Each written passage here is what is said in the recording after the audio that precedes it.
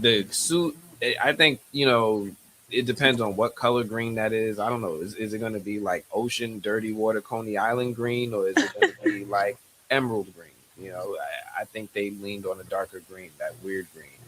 I'm not really too nitpicky about costumes yet because I was nitpicking them for Superman and they all turned out fine.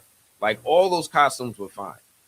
I'm gonna give a little trust to these guys and give them a little space to show me the final product. Vince, you're just joining us. So we were Yeah, talking I about heard you. Heard you talking about the lanterns stuff. I haven't seen any of the trailers. Nah, I haven't seen the trailer. I just seen a couple pictures, a couple stills, and I don't know. Here's what I will say. I'll say that I feel like the Aaron Pierre bubble may burst over the course of the next few years, and I don't say that with delight.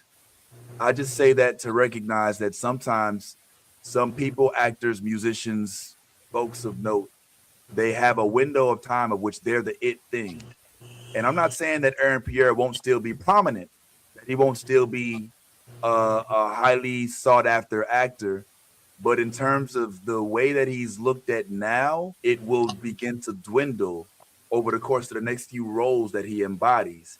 And until I think he gets another lead role, I think that it's going to be because what's happening now. Like, correct me if I'm wrong. Correct me if I'm wrong. Yeah. What's happening now is, look, the ladies love LL Aaron Pierre. We get it, and the ladies want him, the guys want to look like him, whatever.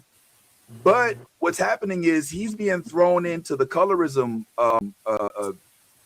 bag a lot, and the roles that he gets, folks are going to like this. John Stewart is the perfect example.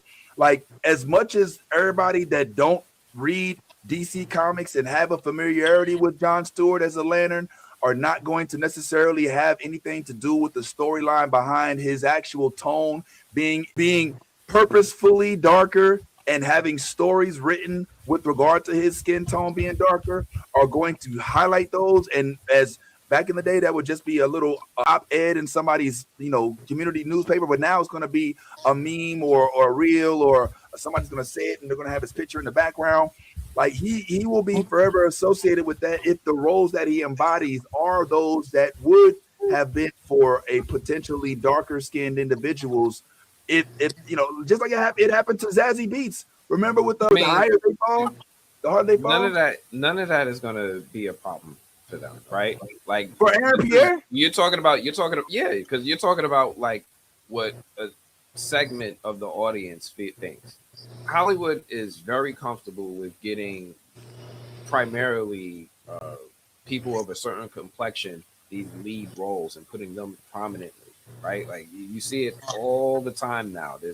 You're either very light skinned or you're biracial, and those box offices reflect that it's working, right? They're able to check off the diversity box without having to go too dark, and they're able to have something that makes people comfortable enough in masses to come see the movie. That's this stuff with Aaron Pierre, where we're like, Jon Stewart should be darker. Yeah, our section of the audience cares, but Hollywood's going to be fine, and they're going to keep doing what they do.